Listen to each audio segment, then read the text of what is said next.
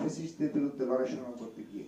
তো আমরা সবাই সেই লড়াই সংগ্রামের মাধ্যমে বেড়ে ওঠা নেতৃত্ব এবং জিতুকে ধন্যবাদ জানাচ্ছি যে তিনি একটা যুগোপযোগী সিদ্ধান্ত নিয়েছে। কারণ আমি ব্যক্তিগতভাবে বিশ্বাস করি আমরা সবাই এই যে এত বছরের লড়াই সংগ্রাম শেষে একটা নতুন বাংলাদেশ বিনির্মাণের যে স্বপ্ন সেটা ইনশাআল্লাহ কাঙ্ক্ষিত লক্ষ্যে পৌঁছবে আগামী 12ই ফেব্রুয়ারি। আগামী 12ই ফেব্রুয়ারি জাতীয় সংসদ নির্বাচনে আমরা বিশ্বাস করি বাংলাদেশ জাতীয়তাবাদী দল বিএনপি বিপুল সংখ্যাগরিষ্ঠতা নিয়ে সাধারণ জনগণের ভোটে নির্বাচিত হবে ইনশাআল্লাহ। এবং তারপরের যে প্ল্যাটফর্ম অর্থাৎ নতুন বাংলাদেশ বিনির্মাণের যে স্বপ্ন সেই স্বপ্ন বাস্তবায়নে আমরা আমাদের এই দীর্ঘদিন অভিজ্ঞতা ইনশাআল্লাহ কাজে লাগাতে পারবো বলে আমি দৃঢ়ভাবে বিশ্বাস করি। এবং সেখানে যেহেতু একটি ভালো প্ল্যাটফর্ম বেছে নিয়েছে, কারণ ওকে শিক্ষার্থীরা যে লক্ষ্য এবং উদ্দেশ্য নিয়ে ভোট প্রদান করেছে আমি বিশ্বাস করি যেহেতু সেই লক্ষ্য এবং উদ্দেশ্য পূরণে সক্ষম হবে। এবং আমি জিতুর প্রতি সহ এবং হল সংসদের যে সকল নেতৃবৃন্দ রয়েছে আমি সবার প্রতি আরেকটি বিশেষ আবেদন জানাবো, সাধারণ শিক্ষার্থীরা যে উদ্দেশ্য ওদেরকে ভোট প্রদান করেছে এবং যে কারণে ওদের প্রতি একটি আলাদা সাধারণ শিক্ষার্থীর অধিকার রয়েছে, আমি বিশ্বাস করি তারা অবশ্যই সে বিষয়ে সচেতন থাকবে এবং যতদিন মেয়াদ রয়েছে তারা অবশ্যই ততদিন তাদের দায়িত্ব পুঙ্খানুপুঙ্খভাবে পালন করবে। এবং সেক্ষেত্রে আমরা বাংলাদেশ জাতীয়তাবাদী ছাত্রদল সর্বাত্মকভাবে তাদেরকে সহযোগিতা করব। এবং আরেকটি বিষয় যেহেতু উপস্থিত রয়েছে বলেই ফেলি, আমাদের ছাত্রদল নতুনভাবে ঢেলে সাজানো হবে। ছাত্রদল কেন্দ্রীয় সংসদ আমরা দীর্ঘদিন দায়িত্ব পালন করেছি, সেই খুনি হাসিনার আমল থেকে আমরা একটি নতুন ধারার ছাত্র রাজনীতি বিনির্মাণ করা হবে ইনশাআল্লাহ। আমরা নতুনদের হাতে দায়িত্ব তুলে দেব। সেক্ষেত্রে অবশ্যই আজকে যে তরুণরা এই ছাত্রদলে যোগদান করছেন তারাও সেই আগামী নতুন ধারার ছাত্র দলের রাজনীতি গর্বিত অংশীদার হবে এবং নতুন ভাবে ক্যাম্পাসে কোনো গুপ্ত রাজনীতি থাকবে না। প্রকাশ্যে সাধারণ শিক্ষার্থীদের ন্যায়ের পক্ষে অন্যায়ের বিরুদ্ধে একটি ক্যাম্পাস, সুন্দর ক্যাম্পাস বিনির্মাণে তারা ছাত্র দলের সাথে কাঁধে কাঁধ মিলিয়ে লড়াই করবে। আমরা সেই দোয়া করি, সেই প্রত্যাশা রেখে এবং জিতু সহ হল সংসদের সবাইকে আবারও ধন্যবাদ জানিয়ে বিদায় নিচ্ছি। বাংলাদেশ জিন্দাবাদ। আব্দুর রশিদ জিতু ছাড়াও আজকের এই আয়োজনে আমাদের অনেকেই বাংলাদেশ জাতীয়তাবাদী ছাত্র দলে যোগদান করছে। আমরা একটু তাদের নামগুলো এখানে উপস্থাপন করছি। ইতিমধ্যে ছাত্র দলে যোগদান করেছেন ইবনে শিহাব, যিনি নবাব সলিমুল্লাহ হলের ভিপি হিসেবে দায়িত্ব পালন করছেন, তিনি ছাত্র দলে যোগদান করেছেন। জনাব রিফাত আহমেদ শাকিল ভিপি আল বেরুনি হল ইতিমধ্যে ছাত্র দলে যোগদান করেছেন। জিএমএম রায়হান কবির ভিপি আবম কামাল উদ্দিন হল, এছাড়া অমিত বণিক ভিপি রবীন্দ্রনাথ হল, বুবলি আহমেদ ভিপি নওয়াব ফয়জুন্নেসা হল, ফারজানা রিথি ভিপি বেগম খালেদা জিয়া হল, শাহরিয়ার নাজিম রিয়াদ জিএস মীর মোশাররফ হল, শরীফুল ইসলাম জিএস শহীদ রফিক জব্বার হল। এছাড়া আজকে এখানে উপস্থিত থাকেননি কিন্তু ইতিমধ্যে তারা ছাত্র দলে যোগদান করেছেন মারুফ হাসান, যিনি ভিপি হিসেবে দায়িত্ব পালন করছেন শহীদ সালাম বরকত হল, এছাড়া মাসুদ রানা মিষ্টু জিএস শহীদ সালাম বরকত হল, এছাড়া রিপন মন্ডল এজিএস আবম কামালউদ্দিন হল। আমরা সকলকে বাংলাদেশ জাতীয়তাবাদী ছাত্র দলের পরিবারে আমরা তাদেরকে স্বাগত জানাচ্ছি। এছাড়া আমাদের জাহাঙ্গীরনগর বিশ্ববিদ্যালয় ছাত্র সংসদ নির্বাচিত বিপি জনাব আব্দুর রশিদ জিতুকে বাংলাদেশ জাতীয়তাবাদী দলে আমরা বাংলাদেশ জাতীয়তাবাদী দল বিএনপিতে আমরা স্বাগত জানাচ্ছি। এই পর্যায়ে আপনাদের সম্মুখে বক্তব্য রাখবেন বাংলাদেশ জাতীয়তাবাদী দল বিএনপির সিনিয়র যুগ্ম মহাসচিব অ্যাডভোকেট রুহুল কবির রিজভী আহমেদ।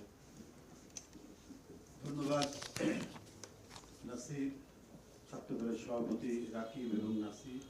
আজকে অত্যন্ত আনন্দের যে বিষয়টি, নবনির্বাচিত জাকসু অর্থাৎ কেন্দ্রীয় শিক্ষার্থী সংসদের সম্প্রতি নির্বাচিত ভিপি তিনি সরাসরি বিএনপিতে যোগদান করছেন।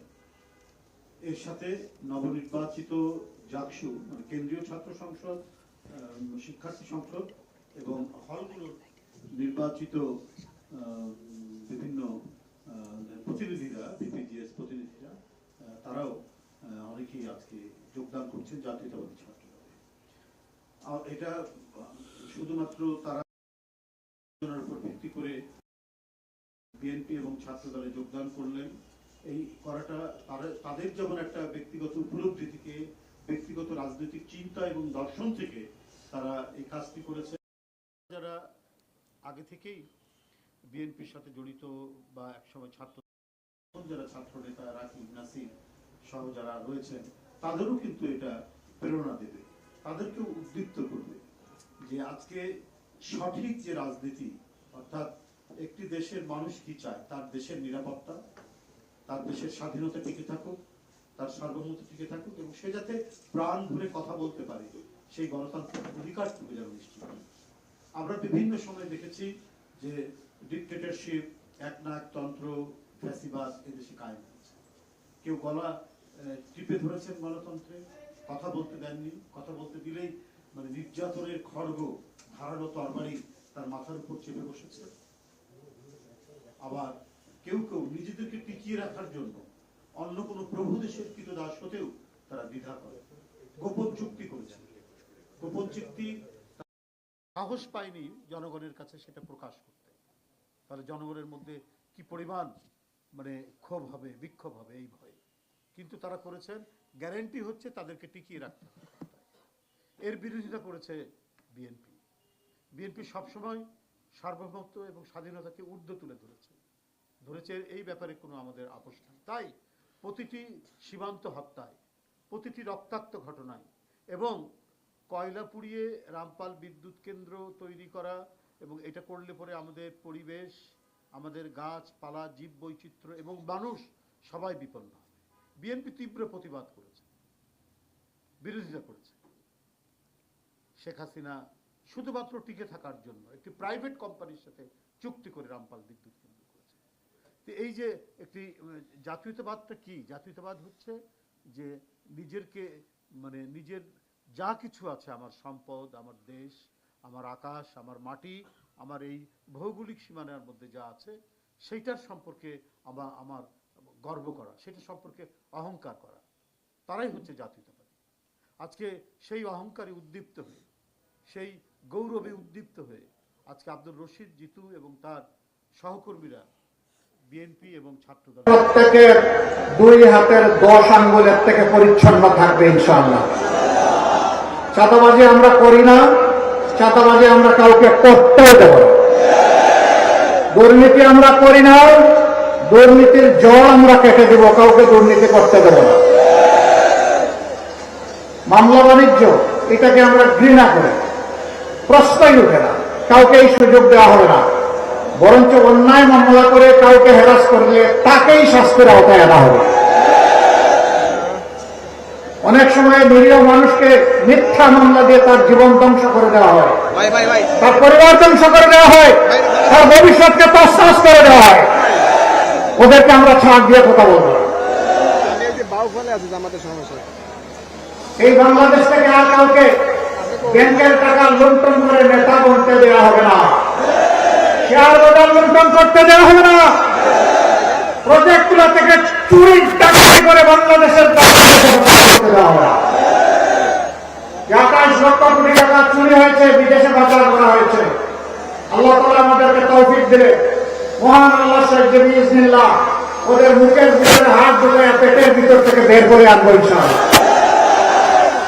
সেই টাকা রাষ্ট্রীয় তহবিলে জমা হবে ইনশাআল্লাহ। এই দিয়ে যে এলাকা যত বেশি বঞ্চিত হয়েছে, যে এলাকাকে যত বেশি নির্যাতিত করা হয়েছে, সেই এলাকা থেকে ইনশাআল্লাহ আমাদের উন্নয়নের যাত্রা শুরু হবে।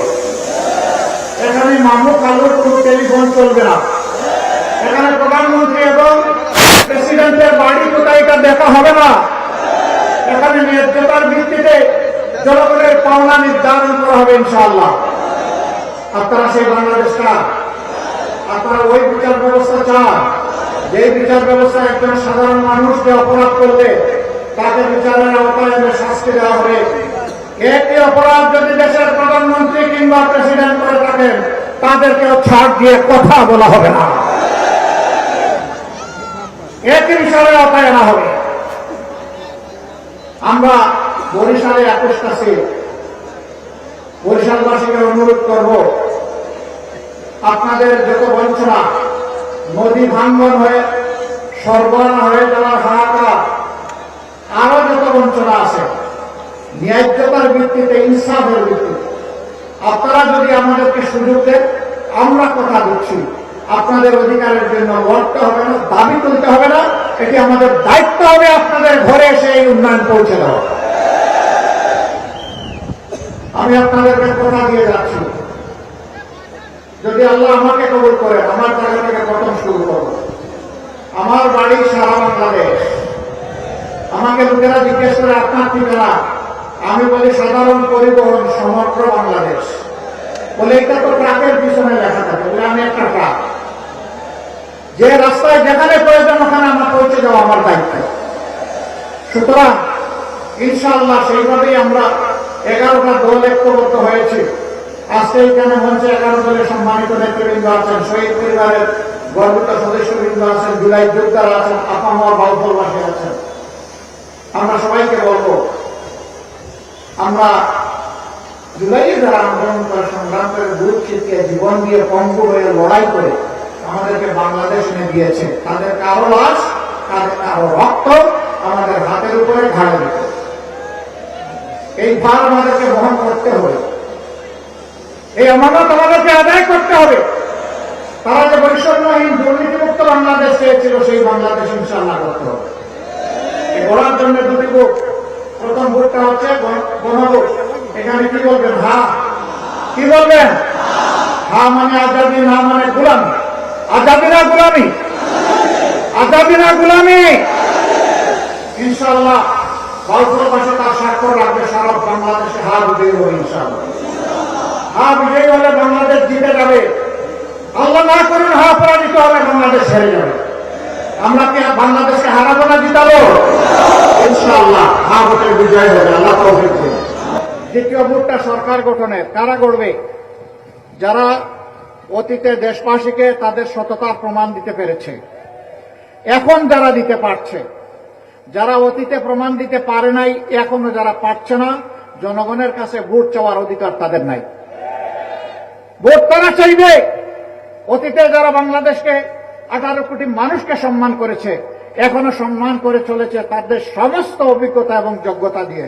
ইনশাআল্লাহ জনগণ 12 তারিখ তাদেরকেই বাছাই করে নেবে। এটা বলতে হবে। তারা কারা? আচ্ছা বলেন তো, জামাতে ইসলামী চাঁদাবাজি করে? আমাদের সাথে শরীফ দল, আলিম উলামা সহ দেশপ্রেমিক যারা আছে তারা চাঁদাবাজি করে, দুর্নীতি করে, মামলা বাণিজ্য করে, দখল বাণিজ্য করে, মা বোনদের গায়ে হাত দেয়, ইজ্জত লুণ্ঠন করে, জনগণের সম্পদ চুরি করে, ব্যাংক ডাকাতি করে, ঋণ খেলাপি আছে? নাই। তাহলে কথা পরিষ্কার, ইনশাআল্লাহ আগামী বাংলাদেশ তাদের হাতে ইনশাআল্লাহ। এখন আমি এক এক করে পটুয়াখালীর 4টি আসন এবং বরগুনার একজন ভাই এখানে এসেছেন, 5টি আসনে জনগণের পক্ষ থেকে 11 দলের পক্ষ থেকে তাদের হাতে ইনশাআল্লাহ প্রতীক তুলে দেব। প্রথমেই পটুয়াখালী 1, মেজর অবসরপ্রাপ্ত ডাক্তার মোহাম্মদ আব্দুল ওয়াহাব মিনার, এবি পার্টি। আসেন ভাই।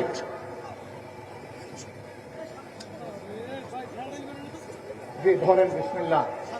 ইগল কিন্তু ছু মেরে জীবন নেওয়ার জন্য নয়, ইগলের গতিতে বাংলাদেশকে এগিয়ে নেওয়ার জন্য ইনশাআল্লাহ। মার্কা আছে? কি মার্কা?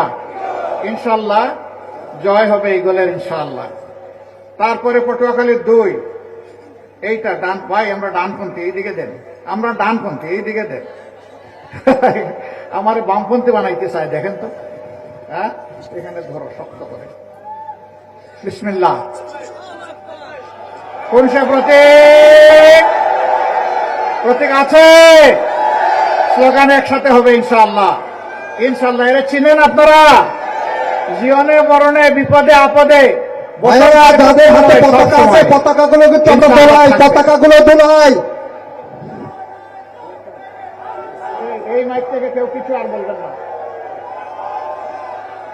তারপরে পটুয়াখালী 3, অধ্যাপক মোহাম্মদ শাহ আলম।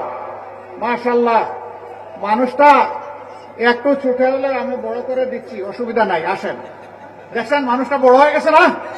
ইনশাআল্লাহ আগামীতে বড় দায়িত্ব পালন করবেন ইনশাআল্লাহ। ইনশাআল্লাহ আল্লাহ তার বিজয় নিশ্চিত করবেন, আমরা আশা করি। এরপরে পটুয়াখালী 4, ডাক্তার জহির উদ্দিন আহমদ। আসেন।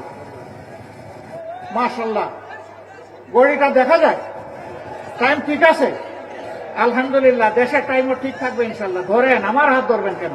আপনি এইটা ধরেন, শক্ত করে ধরেন। ইনশাল্লাহ মার্কা চিনেন? কোন সে মার্কা?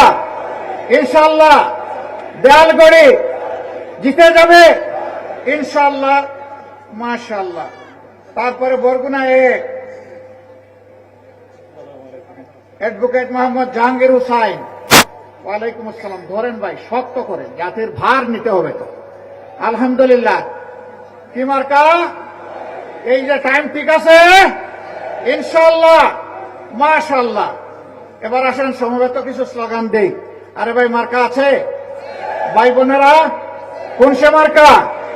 আরো জুড়ে জুড়ে শুয়ে ছেড়ে দাও, গোলা ছেড়ে দাও, আকাশ বাতাস কাঁপিয়ে দাও ইনশাল্লাহ।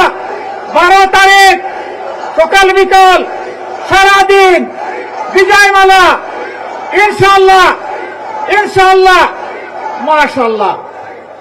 আমরা এখন আমি বিদায় নিব, সভাপতির ভাষণ আপনারা শুনবেন। লিল্লাহি তাকবীর, লিল্লাহি তাকবীর। ইনকিলাব ইনকিলাব ইনকিলাব ইনকিলাব। লিল্লাহি তাকবীর। ইনকিলাব জিন্দাবাদ। বরিশালের 21 আসন দিয়ে আমাদেরকে ঋণী করুন, আমরা ইনশাআল্লাহ আপনাদের আস্থার প্রতিদান দেব। আসসালামু আলাইকুম ওয়া রাহমাতুল্লাহ।